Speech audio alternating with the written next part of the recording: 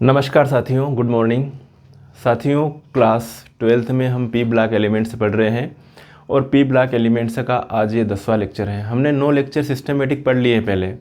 आज 10वें लेक्चर की बात करते हैं और कल कुछ टेक्निकल प्रॉब्लम आ रही थी। आज रिकॉर्डेड वीडियो आपको अवेलेबल करवा रहे हैं। लाइव क्लास की जगह आज रिकॉर्डेड वीडियो आएगा। तो साथियों, जो नए स्टूडेंट हैं अगर वो हमसे जुड़ना चाहते हैं, सभी कुछ अगर उनको चाहिए, लाइव क्लास भी चाहिए, वीडियोस भी चाहिए, नोट्स भी चाहिए, टेस्ट सीरीज भी चाहिए, तो आप हमें इन व्हाट्सअप नंबर पर कांटेक्ट कर सकते हो। व्हाट्सअप नंबर दिए हुए हैं, इस नंबर पर आप कांटेक्ट करके आप सारी क्लासेस सिस्टमेटिक तरीके से, अगर आपको 95% इन बोर्ड में लाना है तो आप जो है ज्वाइन कर लीजिए। क्योंकि यहाँ पर आपको जो वीडियोज़ के साथ साथ में वीडियो मिलेंगे, एप्लीकेशन पर आपको लाइव क्लास मिलेगी जो यूट्यूब पर चल रही है वो, इसके अलावा एप्लीकेशन पर भी लाइव क्लास होगी अलग से। कुछ टॉपिक यूट्यूब पर सारा सिलेबस नहीं हो सकता, कुछ सिलेबस जो है अलग से भी जो छूटा हुआ सिलेबस रहता है या बहुत सारे कॉम्प्लिकेटेड टॉपिक रहते हैं, वो सारे टॉपिक लाइव क्लास में होंगे एप्लीकेशन पर, और टेस्ट सीरीज़ भी एप्लीकेशन पर अवेलेबल रहेगी। तो ये सारी फैसिलिटीज़ आपके लिए अवेलेबल रहेगी। तो शुरुआत करें आज पी ब्लॉक एलिमेंट का 10वां लेक्चर। चलिए, ये चीज़ें वैसे कल हमने पढ़ ली थी। कल वाले लेक्चर में कुछ टेक्निकल प्रॉब्लम आ रही थी, इसलिए आज थोड़ा सा और वापस से रिमाइंड कर लेते हैं। पहला क्वेश्चन था आपका, समूह 17 के तत्वों को हैलोजन क्यों कहते हैं और समूह 17 के तत्वों का इलेक्ट्रॉनिक विन्यास क्या है। ये आपका पहला क्वेश्चन है। इलेक्ट्रॉनिक विन्यास भी बताना है आपको। तो समूह 17 में 5 तत्व रखे गए हैं। कौन कौन से? फ्लोरीन, क्लोरीन, ब्रोमीन, आयोडीन और एस्टाटीन। ओके, समूह 17 में 5 तत्व रखे गए हैं, फ्लोरीन, क्लोरीन, ब्रोमीन, आयोडीन और एस्टाटीन। प्रथम 3 तत्व जो हैं फ्लोरीन, क्लोरीन और ब्रोमीन, ये किसमें? प्रथम 3 तत्वों के लवण समुद्री लवण में पाए जाते हैं, समुद्री जल में पाए जाते हैं। प्रथम 3 तत्वों के जो लवण हैं वो कहाँ पर मिलेंगे आपको? समुद्री जल में मिलेंगे। जैसे आप नमक खाते हुए NaCl है, उसका सूत्र कहाँ पर मिलेगा? समुद्री जल में मिल जाएगी लवण। समुद्री लवण समुद्री जल में पाए जाते हैं। इस समूह के सभी तत्वों के अंतिम कोश में 7 इलेक्ट्रॉन होते हैं। कितने इलेक्ट्रॉन है? 7 7 7। सभी के अंतिम कोश में कितने इलेक्ट्रॉन मिलेंगे आपको? 7। और इनका इलेक्ट्रॉनिक विन्यास ये दे रखा है। फ्लोरीन का परमाणु क्रमांक है 9, क्लोरीन का कितना है? 17, ब्रोमीन का कितना दे रखा है बेटा जी? 35, आयोडीन का कितना है? 53 परमाणु क्रमांक, एस्टाटीन का कितना दे रखा है? 85, 85, फ्लोरीन का 9। अब इस परमाणु क्रमांक के आधार पर ही जितने परमाणु क्रमांक उतने ही इलेक्ट्रॉन हैं। तो कक्षा वाइज बता दिया बेटा यहाँ पर कि इसकी पहली कक्षा में 2 है, दूसरी कक्षा में 7 इलेक्ट्रॉन। 2 8 7, पहली कक्षा में 2, दूसरी में 8, तीसरी में 7। 2 8 18 7 लिख दिया। 2 8 18 18 और 7, 2 8 18 32 18 और ये 7। ये अपनों ने कक्षा वाइज इलेक्ट्रॉनों की संख्या लिख दी। अब ये संख्या लिखी, इसी के आधार पर अपनों ने इलेक्ट्रॉनिक विन्यास लिख दिया। 2 इलेक्ट्रॉन है पहली कक्षा में, अपनों ने 1s2 लिख दिया। दूसरी कक्षा में 7 इलेक्ट्रॉन है, 2s2 2p5 लिख दिया। 2 इलेक्ट्रॉन है 1s2, 8 इलेक्ट्रॉन है 2s2 2p6 लिखा। ऐसे ही 3s2 3p5 7 इलेक्ट्रॉन है, 1s2 2 इलेक्ट्रॉन, 8 इलेक्ट्रॉन भरने अपने को, 2s2 2p6 लिखा अपनों ने। बेटा अपनों ने 18 electron, 3s2 3p6 3d10, 7 electron 4s2 4p5, 2 electron 1s2, 8 electron 2s2 2p6, 18 electron 3s2 3p6 3d10, फिर 18 इलेक्ट्रॉन 4s2 4p6 4d10, फिर 7 electron 5s2 5p5, 2 electron 1s2, 8 electron 2s2 2p6, 18 electron 3s2 3p6 3d10 तक लिखा। 32 electron 4s2 4p6 4d10 4f14, 18 electron 5वीं कक्षा में 5s2 5p6 5d10 और 7 electron 6s2 6p5। Very important, halogen तत्वों का electronic configuration. ठीक है, ये है। आगे बात करें,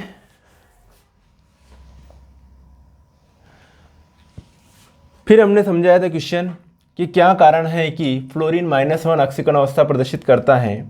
क्या कारण है कि फ्लोरीन -1 ऑक्सीकरण अवस्था प्रदर्शित करता है, जबकि समूह के अन्य तत्व -1 के अतिरिक्त +1 +5 +7 उच्च ऑक्सीकरण अवस्था प्रदर्शित करते हैं। ये वाला क्वेश्चन भी हमने कल डिस्कस करी थी। तो फ्लोरीन जो है, fluorine only -1 oxidation state show करता है।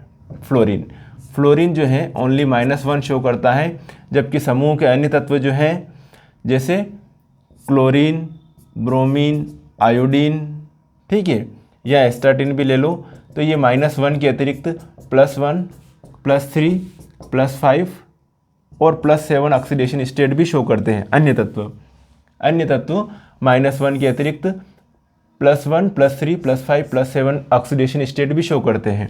तो बेटा जब अपन कॉन्फ़िगरेशन लिखेंगे किसका, फ्लोरीन का, जब कॉन्फ़िगरेशन लिखोगे आप तो फ्लोरीन का होता है 1s2, 2s2, 2p5 कॉन्फ़िगरेशन होता है। ओके, फ्लोरीन के पास ये संयोजी कक्षा हो गई, 2d ऑर्बिटल होता ही नहीं है, मतलब d ऑर्बिटल का अभाव है। अन्य तत्व जो होते हैं उन सभी के पास क्या होता है, d ऑर्बिटल प्रेजेंट होता है। जैसे आप लिखोगे ब्रोमीन का लिखोगे तो ब्रोमीन में आप लिखते हो 4s2, 4p5 और 4s2, 4p5 के बाद में 4d अवेलेबल होता है, ठीक है। क्लोरीन में 3d अवेलेबल होता है, आयोडीन में 5d अवेलेबल होता है, एस्टाटिन में 6d अवेलेबल होता है, ठीक है। इसमें 3d भी होता है खाली ऑर्बिटल, इसमें 4d होता है, इसमें 5d होता है और इसमें 6d ऑर्बिटल होता है। तो होता क्या है कि इनकी जो s और p ऑर्बिटल के इलेक्ट्रॉन कहाँ पर जंप कर जाते हैं, d ऑर्बिटल में जंप कर जाते हैं। s और p ऑर्बिटल के इलेक्ट्रॉन समझा देते हैं आपको। जैसे कि आपके सामने ये कंडीशन दे रखी है,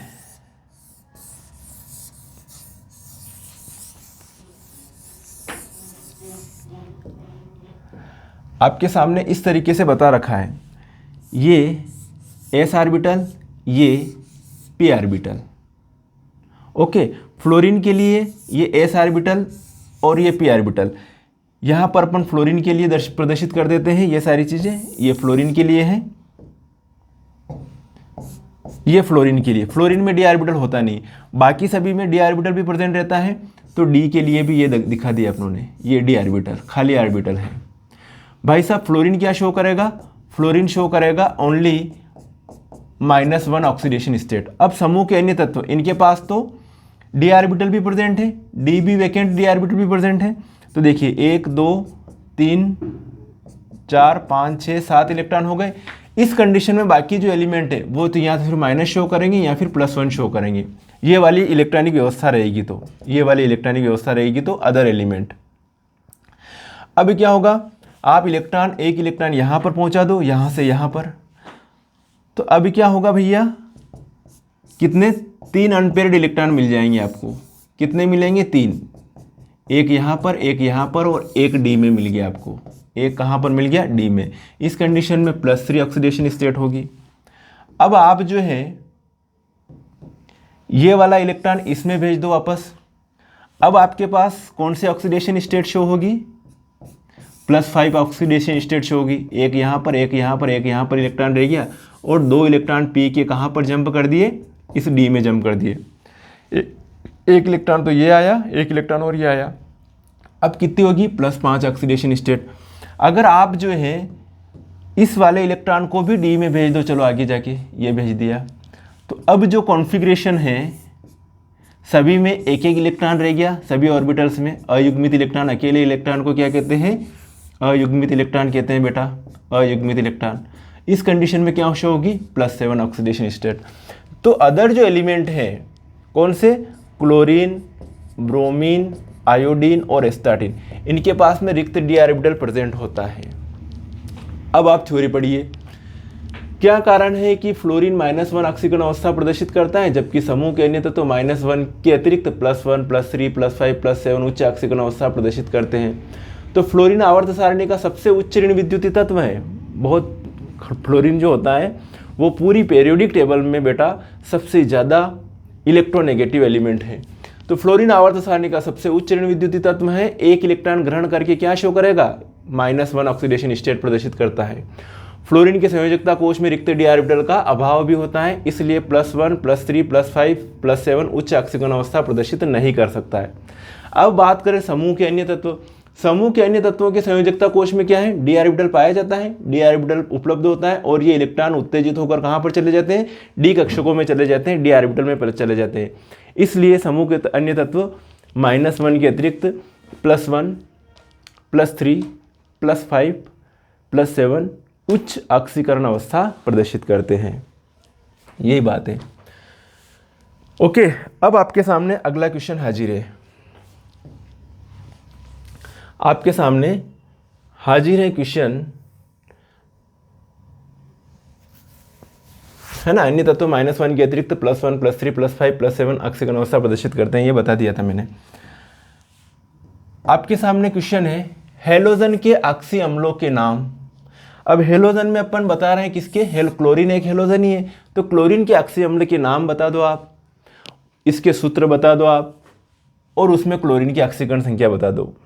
तो रटा रटाया वर्ड है, 4 अक्षीय अम्ल हैं। एक तो हाइपोहेलस अम्ल, हाइपोहेलस अम्ल, हेलस अम्ल, हेलस अम्ल, हेलिक अम्ल, हेलिक अम्ल, और चौथा होगा परहेलिक अम्ल, परहेलिक अम्ल। याद कर लीजिए, हाइपोहेलस अम्ल, हेलस अम्ल, हेलिक अम्ल और परहेलिक अम्ल। हाइपोहेलस अम्ल, हेलस अम्ल, हेलिक अम्ल और परहेलिक अम्ल, बहुत सिंपल चीज़ें हैं। तो बेटा हाइपोहेलस अम्ल का सूत्र क्या है, HClO। क्या सूत्र है इसका, HClO। बस एक एक ऑक्सीजन बढ़ाते जाओ, HClO2, इसका हो जाएगा HClO3, इसका हो जाएगा HClO4। ठीक है। अब आपको इसमें क्लोरीन की ऑक्सीडेशन स्टेट निकालनी है। ऑक्सीडेशन स्टेट निकालने का आपको तरीका आता ही होगा।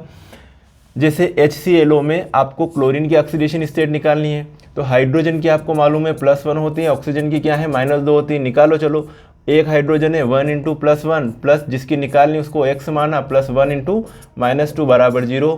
तो x बराबर 2 उधर जाएगा, माइनस का प्लस का हो जाएगा, ये प्लस का है माइनस का हो जाएगा, 2 - 1 कितना हो जाएगा, +1। तो यहाँ पर क्लोरीन की ऑक्सीडेशन स्टेट कितनी आएगी, +1। ऐसे ही HClO2 इसकी निकालेंगे, एक हाइड्रोजन है 1 × +1 प्लस जिसकी निकालनी x, 2 ऑक्सीजन है, एक ऑक्सीजन की -2 होती है, बराबर 0। x बराबर क्या लिखा, 2 दूनी 4 -1 कितने आएगी, +3 ऑक्सीडेशन स्टेट आएगी। तो यहाँ पर +3। ऐसे 3 दूनी 6, 6 - 1 +5। ऐसे ही 4 दूनी 8, 8 - 1 +7। मतलब इस क्लोरीन की ऑक्सीडेशन स्टेट +1 है, इस क्लोरीन की +3 है, इस क्लोरीन की +5 है और इस क्लोरीन की +7 है ऑक्सीडेशन स्टेट। तो ये ऑक्सीडेशन स्टेट है। ठीक है, क्वेश्चन कंप्लीट हो गया। हेलोजन के अक्षीय अम्ल हाइपोहेलस अम्ल, हेलस अम्ल, हेलिक अम्ल और परहेलिक अम्ल। ठीक है, इसी को आप ये भी लिखो तो भी चलेगा। क्लोरीन लिख रहे हो आप, तो इसी को हाइपोहेलस को आप लिख सकते हो हाइपोब्रोमस अम्ल, हाइपोक्लोरस अम्ल। क्लोरीन के लिए लिख रहे हैं ना, हाइपोक्लोरस अम्ल, हाइपोक्लोरस अम्ल। क्लोरस अम्ल HClO2 को क्या लिखोगे, क्लोरस अम्ल, क्लोरस अम्ल।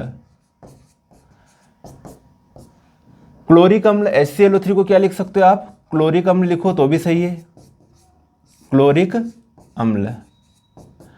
और पर क्लोरिक अम्ल, पर हेलिक को क्या लिख सकते हो, पर क्लोरिक अम्ल। मेरी बात आपको समझ में आई। हाइपोक्लोरस अम्ल, क्लोरस अम्ल, क्लोरिक अम्ल और परक्लोरिक अम्ल। इसी को आप हाइपोहेलस अम्ल, हेलस अम्ल, हेलिक अम्ल और परहेलिक अम्ल भी लिख सकते हो।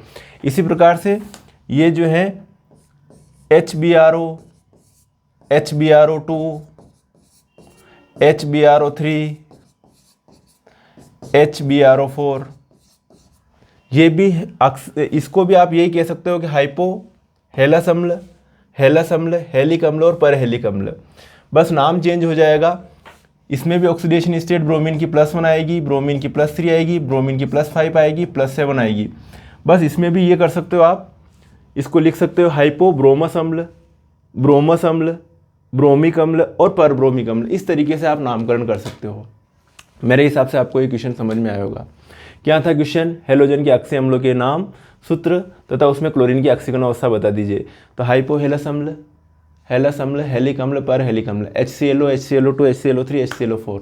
Oxidation state +1 +3 +5 +7। चलो आगे बढ़ते हैं।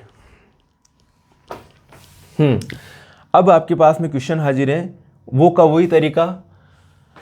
आपके क्वेश्चन है उत्कृष्ट गैसों का इलेक्ट्रॉनिक विन्यास। तो हमने अभी तक इलेक्ट्रॉनिक कॉन्फ़िगरेशन में समूह 13, 14, 15 नहीं 13 14 नहीं 15 16 17 के इलेक्ट्रॉनिक कॉन्फ़िगरेशन देख लिए, वही तरीका यहाँ पर भी आपको ये करना है। ज़्यादा कुछ टेंशन लेने की आवश्यकता नहीं है, ठीक है। मेरी बात आपको आप समझे। समूह 18, समूह 18 में कौन कौन से तत्व रखे गए हैं बेटा?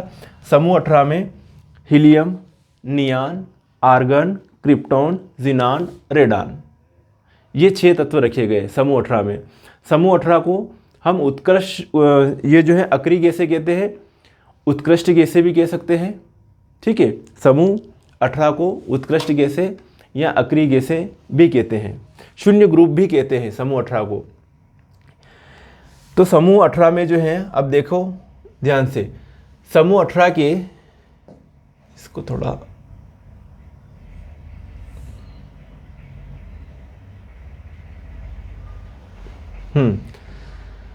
समूह 18 के तत्व उत्कृष्ट गैसों या अक्रिय गैसों के तत्वों का इलेक्ट्रॉनिक विन्यास लिखिए। कौन सा ग्रुप है? समूह 18।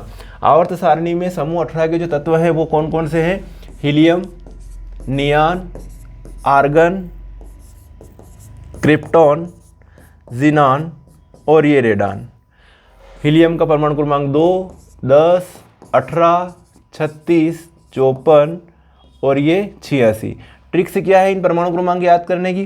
ट्रिक्स ये है कि दो में, इसमें 2 में 8 जोड़े तो कितने आ जाएंगे? 10, 10 में 8 जोड़ोगे 18, 18 में 18 जोड़ोगे 36, 18 में 18 जोड़ोगे 36, 36 में 18 जोड़ोगे 54, 54 में 32 जोड़ोगे 86।